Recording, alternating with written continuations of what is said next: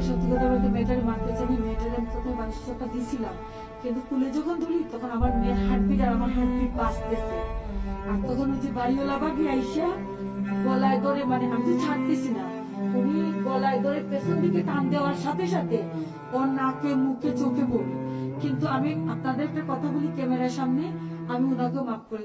গর্ভধারিণী মা গলা টিপে এক শিশুকে হত্যা করেছে। ঘটনাটি ঘটেছে নগরীর শাহপুরান থানা এলাকায়। এই অভিযোগে শিশু হত্যাকারী মাকে গ্রেপ্তার করা হয়েছে। বুধবার বিকেলে উসমানী মেডিকেল কলেজ হাসপাতালে শিশু হত্যাকারীর মা আত্মসমর্পণ করলে তাকে গ্রেপ্তার করে কোতোয়ালি থানা পুলিশ।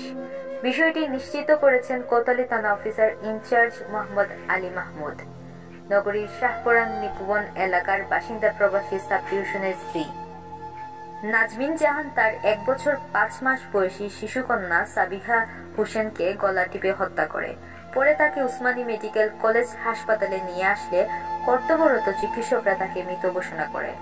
সিলেট মহানগর পুলিশের কোতোয়ালি থানার অফিসার ইনচার্জ মোহাম্মদ আলী মাহমুদ বলেন, মা কর্তৃক শিশুকন্যাকে হত্যার খবর পেয়ে উসমানী মেডিকেল কলেজ হাসপাতালে গেলে মা নাজমিন জাহান পুলিশের কাছে আত্মসমর্পণ করে। এ বিষয়ে মামলা দায়ের বিষয়টি প্রক্রিয়াধীন রয়েছে বলে জানান তিনি।